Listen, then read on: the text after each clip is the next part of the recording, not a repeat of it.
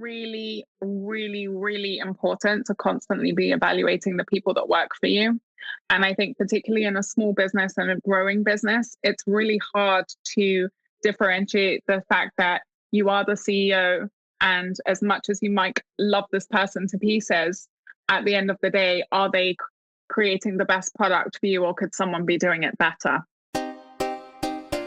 I'm Becca Poutney, wedding business marketing expert, speaker and blogger, and you're listening to the Wedding Pros Who Are Ready to Grow podcast. I'm here to share with you actionable tips, strategies and real life examples to help you take your wedding business to the next level. If you are an ambitious wedding business owner that wants to take your passion and use it to build a profitable, sustainable business doing what you love, then you're in the right place. Let's get going with today's episode. I'm chatting with Samantha Gilchrist, CEO of the Gilchrist Collection. The Gilchrist Collection comprises of 12 exclusive use wedding venues across the UK and the USA. Having spent 12 years photographing weddings, in 2017, she took a huge leap into the world of venues. How did that happen, and what has she learned on the journey? Well, that's what we're going to be talking about today, and I cannot wait to find out more. Sam, welcome to the podcast. Thank you so much for having me. I am really excited to have you on the podcast because I've seen you from afar. I know of your businesses. I know of people who work in your businesses, but I've never really known very much about your story. And so today I'm hoping to find out a little bit more about how someone can go from being a photographer to basically working across 12 venues and owning them all over the world. So we're going to get there, but let's go back a little bit into history. How did you end up in the wedding industry in the first place as a photographer? Yes, that's quite far back. So I think it was 2001, maybe 2002. I went to London College of Fashion and I did a course in styling, and I wanted to be a fashion stylist, and they happened to have photography as part of the course. So it was a styling and photography course. And I enjoyed the photography, but I really thought I was going to go into the fashion world. And after the course, I went into the fashion world and was like, no, this is not for me for various reasons. And truth be told, I actually ran out of money. So I ended up getting a job in human resources, worked there for about 3 years. Very long story short, my uncle was very ill, and he basically had said to me and my cousin, go and do something that you love for the rest of your life. And I'd been dabbling with photography. Me and my dad had been out to take some pictures, and I kind of just had one of those funny mornings where I was walking to work the next morning after speaking with my uncle, and I was like, no, I'm done. I hate working in human resources. And I quit my job, and they said, what are you going to do? And I said, oh, I'm going to be a photographer. And they were like, do you even own a camera? And I was like, no. So fair enough. Yeah. So the next day I went to see my friend's dad, who I knew had some cameras, and asked if I could borrow one. And I got a job in a boarding school 4 evenings a week so that I was able to sustain my income. And I started a photography business. And I think it was I just grabbed anyone's child I could and was like, let me photograph your child and see if I can create a portfolio. I mean, honestly, I was god awful. And so after about a month or two, someone asked me if I wanted to shadow them on a wedding. And I went and did my first wedding with them, and I loved it. I'd always been interested in weddings. When I was a kid, I was a bridesmaid way too many times. And then when I was a teen, I spent a lot of time drawing wedding dresses and bridesmaids dresses, because honestly, I wanted my mum to get married. And this was a way that she was like, okay, let's stop giving me a hard time about getting married, like go and draw and be creative. But, I grew up in a very creative house. So I felt like when you look back through history, weddings was always going to be my calling. I just didn't really realize until I started in the photography. I think we've already learned something about you. And I think this is going to be a common theme throughout the episode. That is, you just decide you want to do something and you just go for it. So you decided you're going to quit your job and become a photographer. Most people would think that was crazy, but actually you decide to do it. And then you took the steps to make it happen. And presumably you made a success of it. So I'm missing, there's a part of my makeup that most people have that I didn't get it.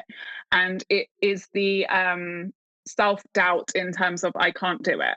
And I don't know if that's to do with how well, it could be many reasons, but for me, I was just like, well, I've got nothing to lose. So why not just start a photography business? And then also same when it came to the venues, I was like, well, I've got nothing to lose. Why not get the first venue with my friend? Which I'm sure we'll delve into in a minute. And then when it was like, well, let's get more, it was like, well, why not? And I know that that's something that a lot of the time people are like, how do you sleep? And I'm like, quite well, thank you. How do you sleep? And they're like, not as well as you, clearly. Yeah, I just missed that. I missed that gene, I think, which is, it's definitely worked well in my favor. Yeah. And I think actually that is the thing that can often differentiate successful people from people that sort of stay stuck, is themselves, is that self-doubt thing, is that thing of believing it's not possible or talking themselves out of doing something before they've done it. I mean, I definitely have it myself to a lesser degree than you, in that I'm just like, I'll just come up with the idea and I'll make it happen and then worry about it later. And my husband is often saying to me, did you actually think about this before you told everyone? And I say, well, if I stopped and thought about it too long, I wouldn't do it. 100%. And, that doesn't mean that everything I've ever jumped into has worked out perfectly. Some things you jump into it and you're like, yeah, I can do this. And then you're halfway in and you're like, there's a really stupid idea and you have to sort of turn around and go and do something else. So I do think as well, it's knowing when, you've tried something and it worked, and you've tried something and actually it didn't work. So now you need to do a little bit of a U-turn on it. I think the other thing that's important to note as well at this point, even just talking about the photography part, is yes, there's that bit of you that says, I'm just going to give everything up and become a wedding photographer. But it doesn't just happen magically. I think sometimes people are looking for a magic answer. What follows that belief is then hard work and learning and education and investment and people. And you've clearly then taken those things and you haven't just gone, I'm going to be a photographer. You thought, I'm going to be a photographer. How do I make that happen? And sacrifice. Honestly, sacrifice is the biggest thing. For me, it was, that's what I find different between entrepreneurs and people who are able to start businesses and people who can't push that bit further. For me to set up my photography business, I had to sacrifice all of my evenings to go and work in the school, in the boarding school. I also sacrificed my weekends because all weekend I would then be trying to do everything I could to get the business off the ground, whilst everyone else was going to the pub or going to birthdays, or, I've missed a number of friends' weddings, which was, for me, devastating, because obviously I had booked other people's weddings in advance. But it was just like, okay, well, just make the most of it. Like, I need to build this business. And I spent probably about the first 5 years building the business. I ended up having, I had a boxing contract photographing boxing, which was wild. And I did about 10 shows a year. And again, it came about because I'd taken a photo of an ex-boyfriend who, was dressed up like a boxer for his personal training poster. I don't even know. Anyway, someone saw it on his Facebook and phoned me and said, oh, hey, how much to use your picture for a poster for our new boxing show? And I was like, well, who's photographing the show? And he said, no one. And I said, well, give me the rights to the show and I'll give you the rights to the picture. And he said, great. And so, but then it was like, suddenly then it was like, okay, well, how do you photograph boxing? I've absolutely no idea. Anyways, that also took a hot minute to figure out how to photograph boxing. And then the first show was, luckily it was their first show as well. So there wasn't too much pressure on them being amazing. But, 7 years in, then I'm producing incredible, amazing boxing photos. But, I'm not going to lie, I don't recommend doing that. No, I don't. I don't think photographing boxing is on many people's list of things that they want to do either. But again, I guess you learn a huge amount from that experience, and having to learn in the moment and under pressure, you learn through that. 100%. And then you have to figure out, okay, well, how are you selling the pictures? Because I was then able to sell the pictures to boxers, and then how do you market that? And where do you set them up? And how do you edit them? And what camera equipment do you need for shooting boxing? Because it's very fast paced. And, it was evolving all the time. I had to teach myself Photoshop. I had to teach myself photography. I was lucky I got into photography just as it turned from film to digital. but then I also had to deal with the fact that within probably about six years of me starting my photography business, I'd gone from being one of maybe 4 photographers within about an hour's radius of my area to then being one of maybe 20 photographers, because the digital age made it so much easier for people who were creative to take up photography. Whereas prior to that, it really was a science, and it was understanding the darkroom, etc. And you would be taking photos that you couldn't see, so you had to understand all the maths of it. So I literally got into it as it went from film to photography digital, which was how I was able to, sort of flag it as well, because I think my first digital camera was like a 1.3 megapixel camera. This thing costs like £300. I think my phone is like 20 million. Oh, I don't even know. It's just, yeah. So it was fun. It was definitely a fun journey. Confidence gets you so far as well, though, because again, if you go back to your boxing example, there'll be other people out there whose method would be, right, I'm going to try and photograph boxing. And then they go out and buy all the equipment and do all of the learning, and they do all of the things before they even get their first gig. And basically, your way of working is kind of like my way of working, which was like, oh, here's an opportunity. Now let's turn it into a business and I'll worry about the details later. Yes. And often we need that. It does work. I'm not going to lie. It comes with a few heart palpitations for sure. But I think if you can just be ballsy and confident and just be like, well, why can't I? Why can't I? Like, list all the reasons why it could go wrong. Okay, good. Are you willing to experience them? And I think that's it. It's like, as long as you're willing to experience all the things that go wrong. Like I've always said, I pour a great pint. If everything goes wrong tomorrow, I know I can walk into a pub anywhere on the planet and be like, hey, can I have a job? It's having that confidence of, okay, I can do it. But also, if this doesn't work out, I can do something else. 100%. I'm totally aligned with you there. That's exactly how I think as well. And actually, I often say that my favorite job ever was working in a pub when I was 18, because it had no responsibility. And I literally just stood there talking to people and making them drinks. And I always say, if it all falls apart, I'm just going to go get a job in the pub. So maybe the two of us will be there together. Have a great pub.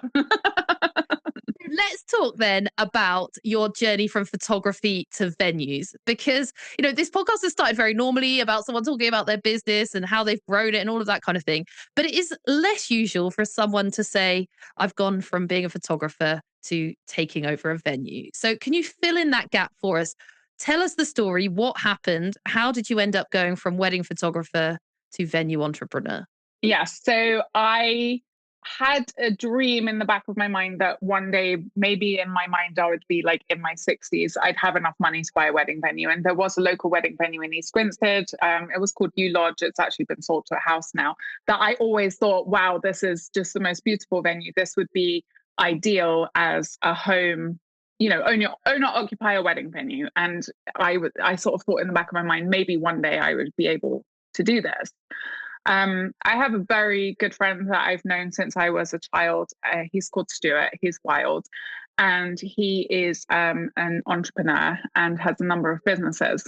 And I'd actually had a conversation with him. My husband and I had a conversation with him a few weeks before we found our first wedding venue, where we were saying, look, we have a lot of connections. We know a lot of people. We know a lot of businesses, etc. What do you need? Because maybe we can do some connecting and we can connect you to different things.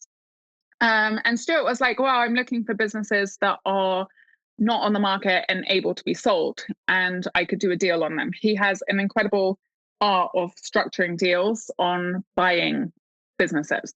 And so, we sort of discussed maybe, I don't know, a local laundrette or something like that. And, we kind of walked away and were like, yeah, sure. Okay, fine. So I feel like the seed had already been planted in my mind of, keep your eyes open, which sometimes I think is the first thing. You need to have your eyes open to see the opportunities in front of you.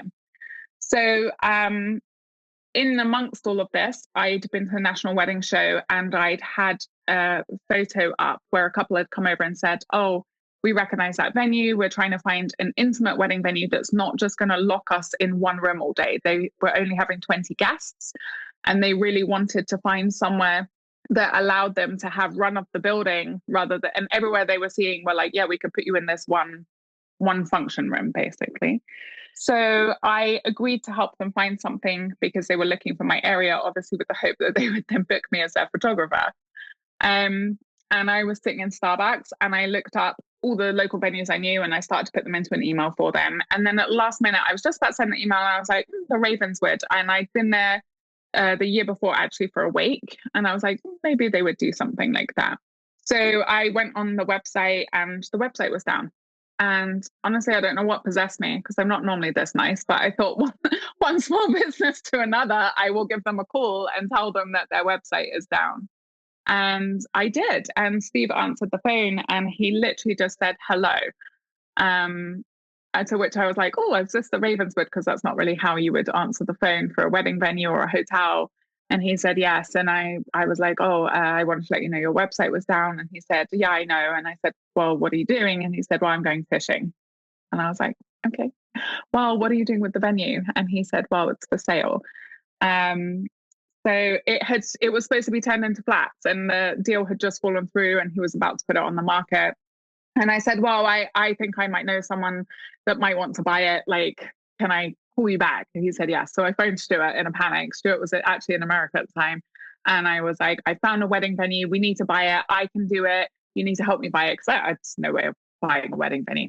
And Stuart was like, how much? And I was like, I don't know. I forgot to ask. So I had to phone Steve back and be like, how much? And anyway, yeah, it was 2.7 million. And even for Stuart, that was ridiculous. It wasn't like that was an easy purchase.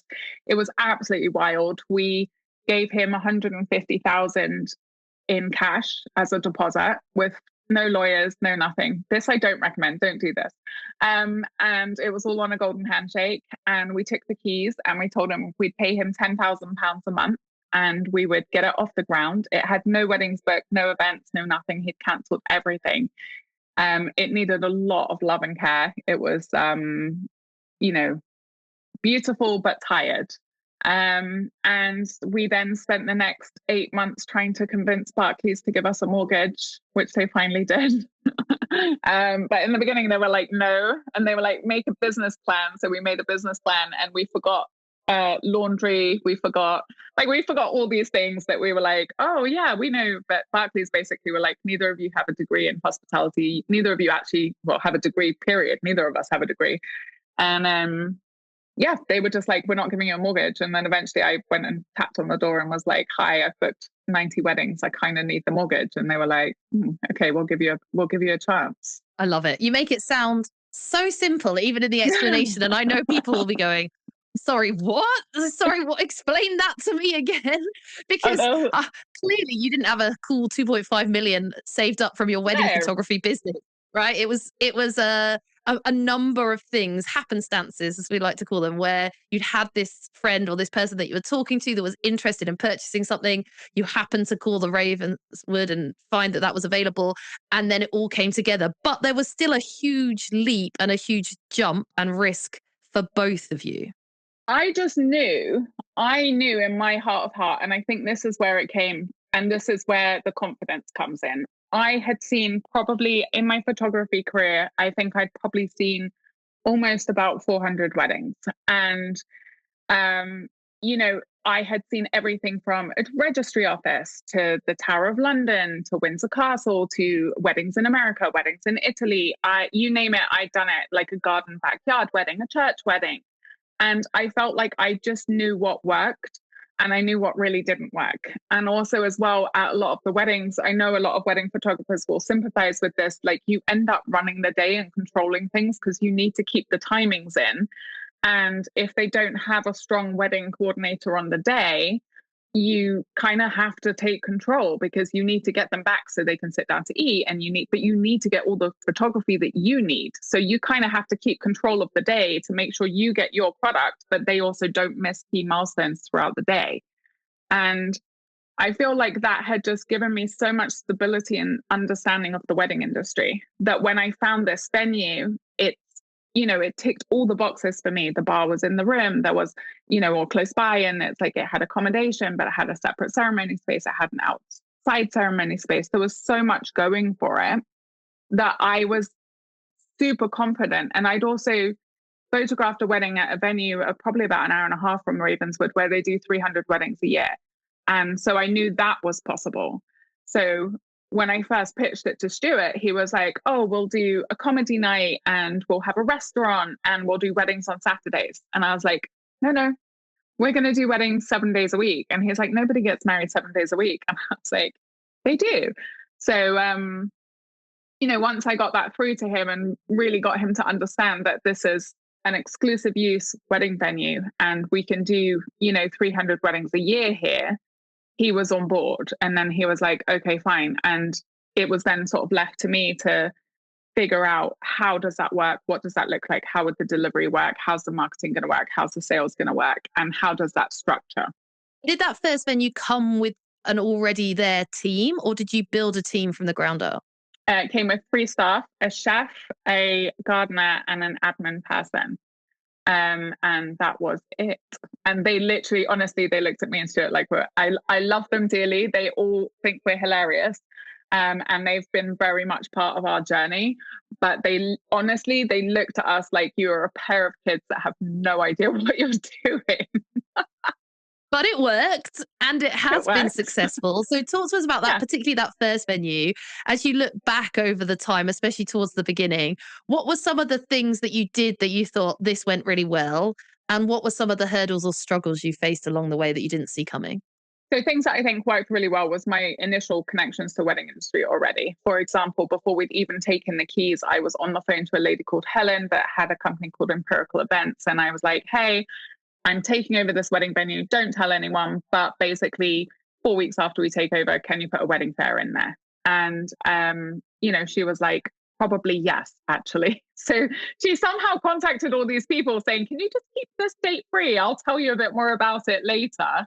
And I think within 4 weeks of having the keys, we had 100 couples through the door that were looking for a wedding venue. So that was super important. The next thing for me was just making it known again and making it known that we were open. I managed to save a few of the weddings that had been cancelled, which was super emotional. Because if you can imagine having a wedding cancelled and then having someone be like, by the way, we can do your wedding again. And then I think that I just kind of went a bit wild. Like I phoned a friend that I knew was a hairdresser and I was like, hairdressers talk to everybody. So I phoned her and said, oh, do you know anyone that in your salon that's having a birthday soon, and would they like a venue, and is there anything you need a venue for? And she was like, oh, I haven't done the naming ceremony for my daughter, I'd love to do that. And oh yeah, it's this other girl's 30th, maybe we could do that. So I just started to get it full of people. We had a few raves, questionable choice, very fun, but probably wouldn't recommend those. We had outdoor cinema, which was incredible until the neighbors called. We had a Christmas fair that made me cry all day because basically we had Santa Claus and didn't realize that the reason everyone pays for Santa is because otherwise people just turn up, and we were expecting about 500 people. I think we had 1,700 people through the door, and they parked so badly up the road because the car park was full that all the neighbors came down and started shouting at us, who are now our friends, but at the time not, because rightly so, everyone had parked on both sides for miles, and it was absolute carnage. And it was very successful, but I literally cried all day. The lessons you learn along the way, things that you don't expect. We think, oh, no one might turn up to our Christmas fair. We don't think about what happens if too many people turn up to see Santa. Literally, it was absolute disaster. I definitely, from that point forwards, all Santa Claus events are ticketed. Highly recommend any Santa events ticketed. So that was the sort of, but for me, it was get as many people through the door and make it known as fast as possible. And then that for me is, and at whatever cost, I would do birthday parties where all I would make was money on the bar. And I would have people I knew like come and hold events there, and just anything I could to promote the venue in the first year was what we did. Yeah, so visibility was key and connections was key, knowing the right people, already having some connections, but then also just leveraging your own network to get as many people in the door and knowing that it was open. Because I guess it was difficult as well, because there was probably some real negative PR around the fact that people had had their weddings cancelled, and that must have been hard for you to manage as well. Yeah, there was a lot of negative PR, but to be honest, that's kind of how I take venues over, is they do honestly have a fair amount of negative PR, or have kind of gone by the wayside. There are some venues I've taken over that have been, been doing okay, but I generally tend to purchase venues that need to be built from the ground up again. And so the first thing is to make sure everybody realizes it's under new management. And, I think the Ravenswood had an incredible reputation. I think the previous owners did such a great job of it when they were passionate about it. But as it got towards the end, I guess one of the things as well is it's quite hard to obviously move with the times when everything then goes onto social media and it's not something you know that well. And, I think that they just got to a point where they were ready to retire. And, when push came to shove, he was like, okay, good, that's it, I'm done. And so he then cancelled everything that he had booked for that year, which was a fair amount. And it didn't go down well, but I totally sympathize and understand why he did it. And I don't think he was wrong to do that. Yeah. And actually, in some ways, as you said there, you can use that negative PR to your benefit, because you then can be the people that come in and save the day and regenerate a venue that people loved and still wanted to be part of their community and not have turned into flats. The beautiful thing about it as well was quite early on, and it's happened a number of times now, we booked a wedding for a girl who basically her parents had gotten married at the venue. And whether correct or not, she was like, I am a product of the wedding night. And she was then now getting married, 20, 25 years later.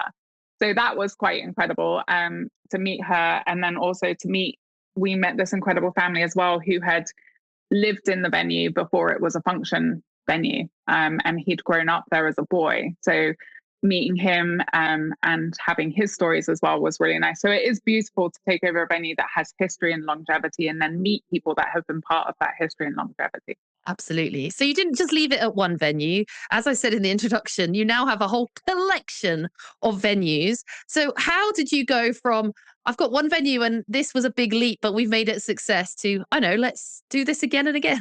So I would have been fine with one venue. I was quite happy with one venue. I'm not going to lie, I was working a lot. And part of the reason why I wanted to come out of photography and do something else was because I was committed 2 years in advance. And I was kind of thinking at the time, I was in my 30s and I was thinking about my future. And I felt it was very difficult to be constantly committed 2 years in advance, particularly on weekends. My husband played cricket and his cricket team didn't think I actually existed because I'd never once made it to a cricket match. And, so for me, when I got into the venue, that was kind of in my mind was this is going to be that difference. But obviously when you take over a venue, I was then working 7 days a week from 8 a.m. till 2 a.m. sometimes. And so slowly but surely, I started to hire people to take over roles. And it got to a point where I had hired enough people that the venue I could walk away from it, or I could also be heavily involved in it at will. And that was the point that Stuart then turned around to me and said, well, his other companies involve men and vans, gutter cleaning and things like that. So he was like, one man, one van makes £1,000, get 10. And he's like, let's get 10 venues. And I was like, you're insane. And he's like, yeah, but let's just have a look. And I was like, no, you're actually insane. And I was like, but whatever. Again, like, what do we have to lose? Might as well, let's at least have a look. So we probably looked at about 30 wedding venues before we picked the second one that we purchased. And I think in my entire career, that's the hardest thing I've ever done, is go from having one venue to two, because it completely changed the dynamics, especially because it was over 3.5 hours away. So I wasn't just popping down, and it's in Somerset as well. So if anyone's ever driven the 303, you know that can sometimes be a 6-hour drive, not a 3-hour drive. And so it was making that adjustment. And I made huge mistakes on that, many mistakes, but really that was probably the biggest test for me, was how to be able to walk away from Ravenswood and give it to someone else and put a manager in place and just allow them to be. And then how to establish a new venue, put a manager in place, and then manage two venues. I still very much had all the marketing. I've always held on to marketing quite heavily. But I think that probably was, I definitely cried a lot then as well. I do cry sometimes. People are like, how do you sleep? I'm like, great, but I do cry sometimes.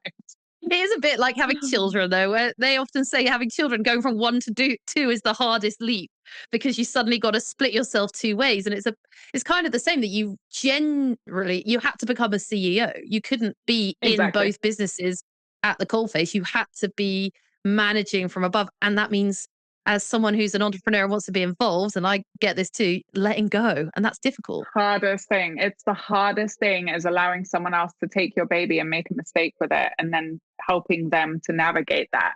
And I really learned that lesson a few times. The first time I learned it was when I hired my first salesperson, Hannah, who's still with me today. She's actually the head of sales over the whole collection now.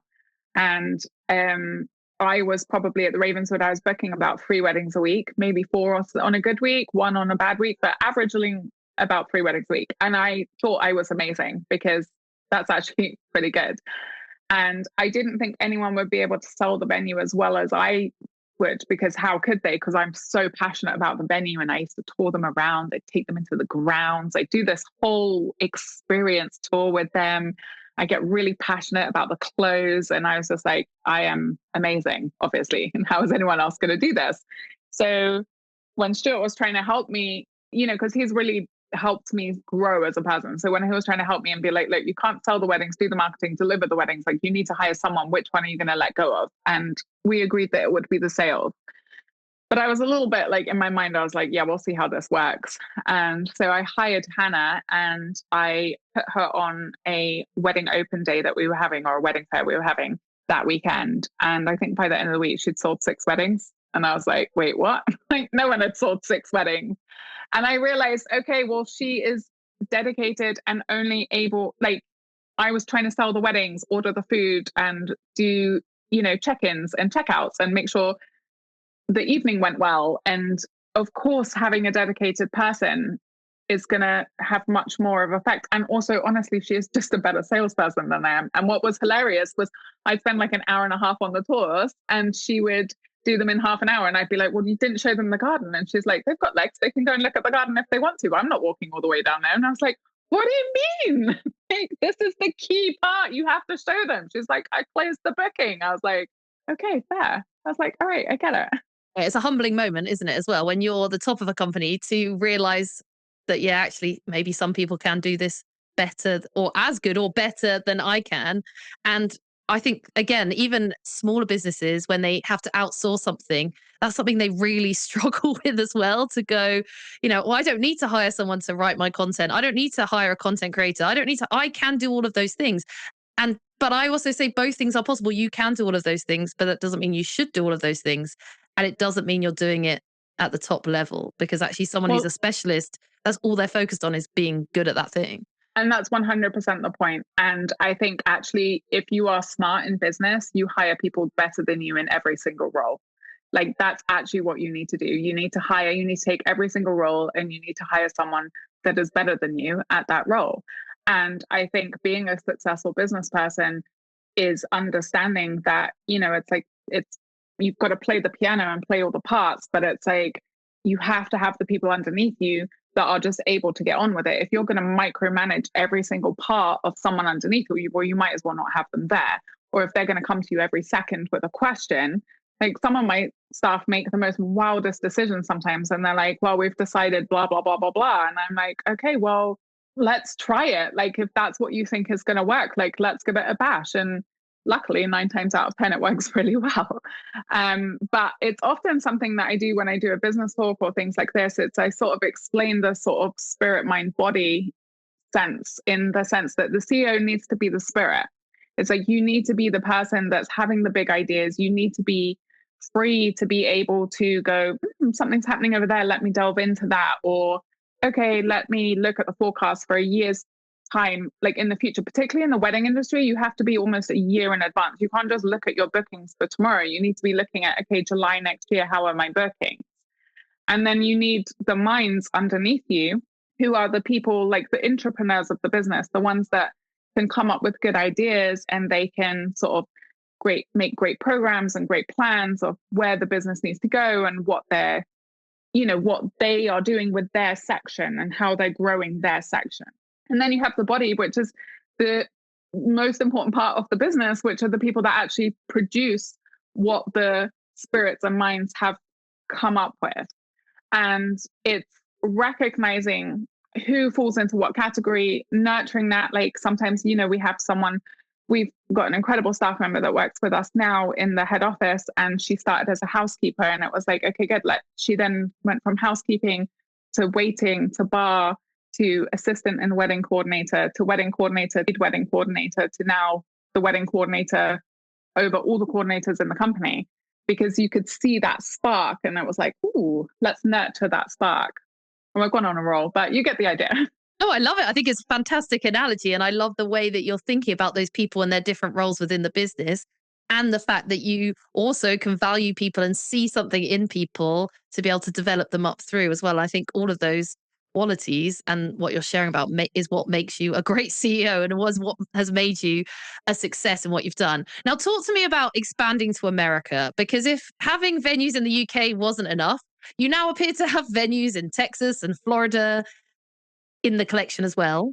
How on earth did that all happen? So bored Stuart is dangerous. And basically Stuart was bored in America visiting his brother in Florida. And he thought, oh, let me just see what is for sale wedding venue wise in Florida. And that's how America happened. I think America for me was an interesting jump, because firstly, the weddings are so incredibly different over there.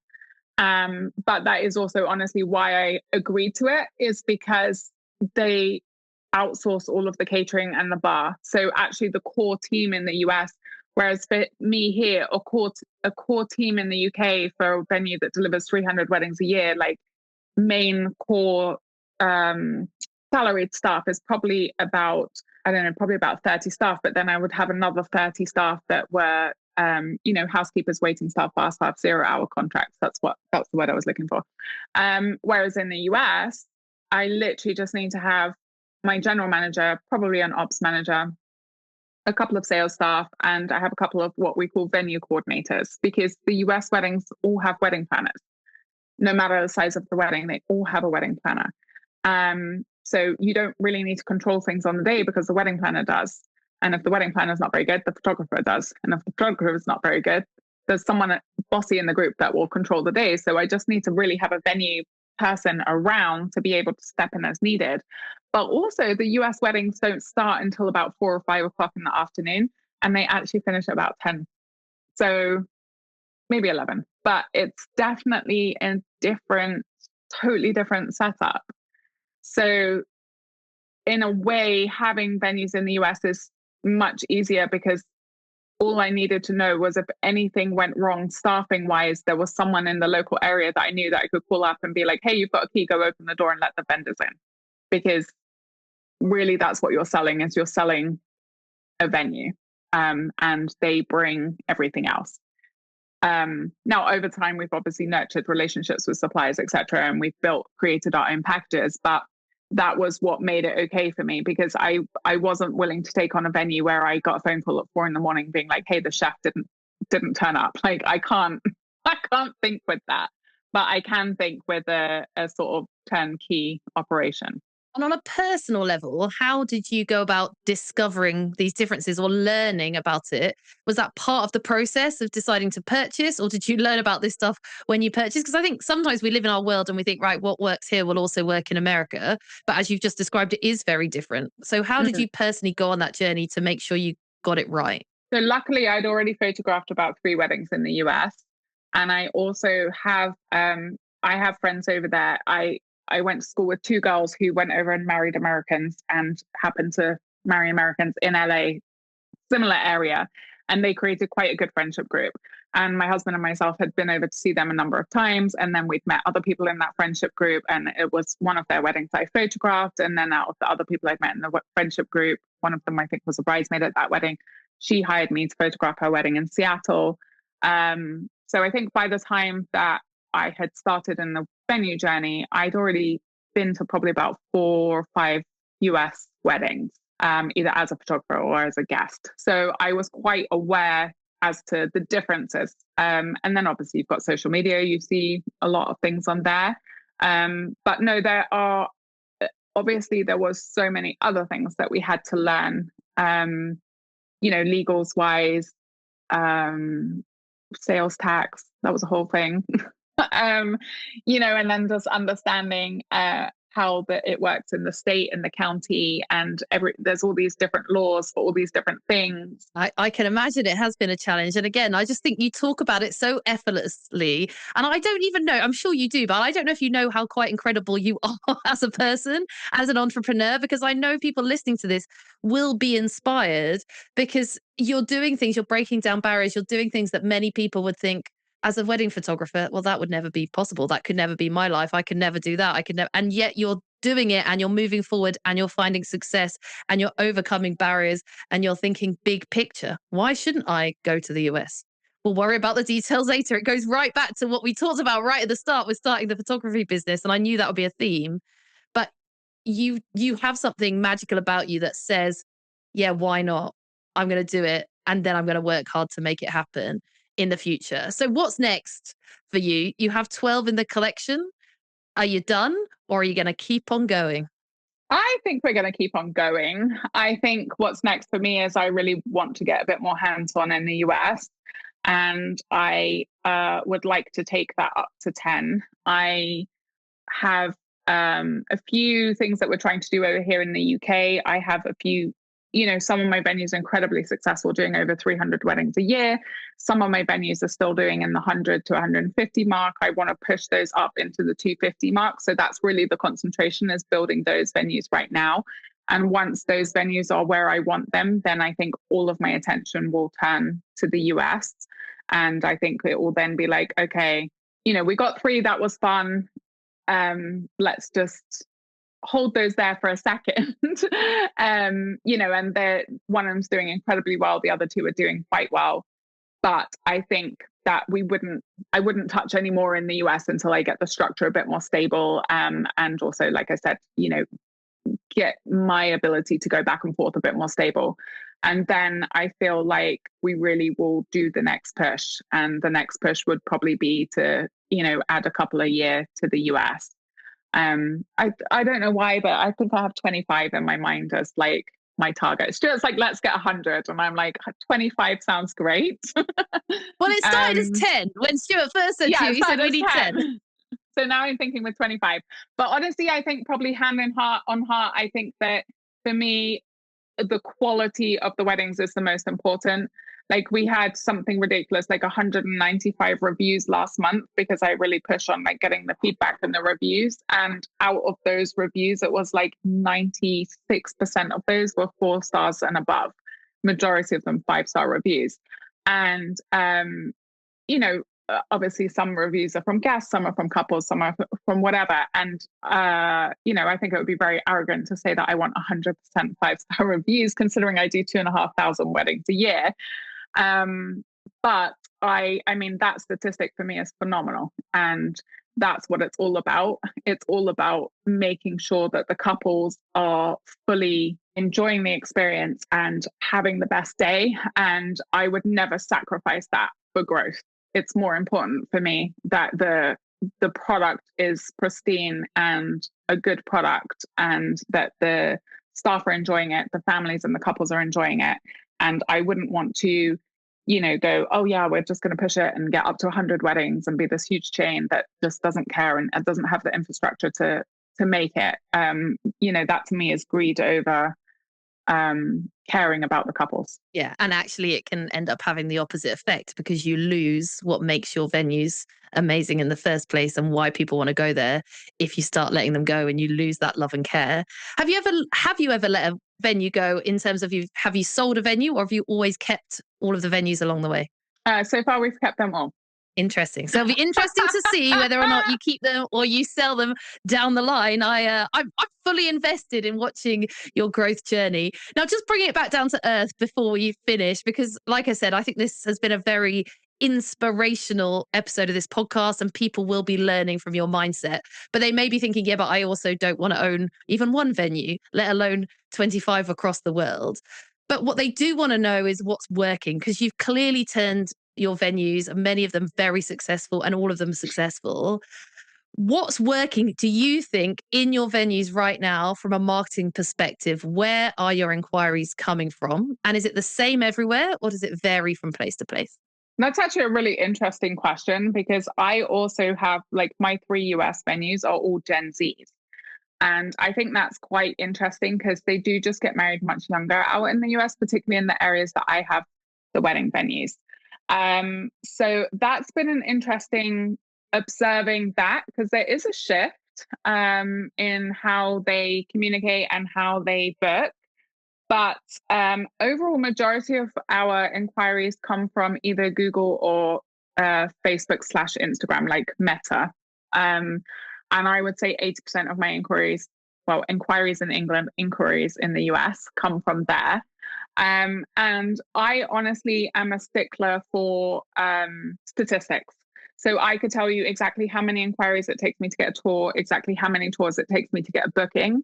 And then the sole focus is on working on closing the gap from inquiry to tour and from tour to booking, and how we can always improve in both of those areas. And then also watching the trends. Like, there are trends over the year.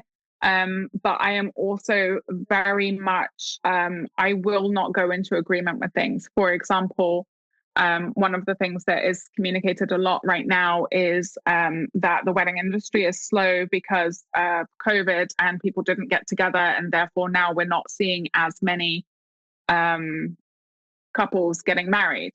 And I am not saying that isn't a fact, but I'm also saying with good marketing and correct positive attitude, you don't have to go into agreement with that.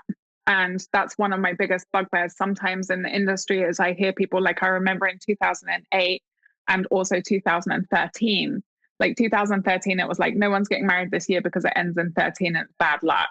And I think I had my biggest year. And in 2008, obviously, there was the financial crash. So then 2009, it was like, no one's booking for 2009. So I put all my prices up, because I was like, well, if no one's booking, then I'm going to put my prices up. And because in my mind, the expensive couples are coming down a peg. So that's who I'm going to catch.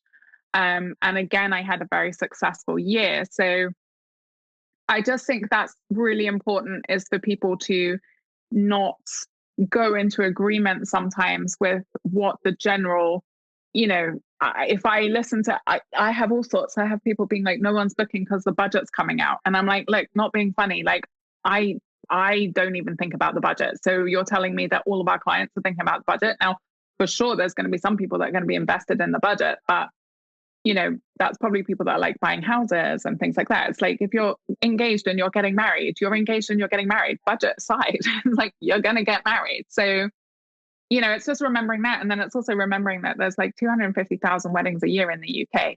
You just need a really small portion of that. And, a lot of suppliers, they probably need anywhere from like 30 to 50 weddings a year to run a very successful business.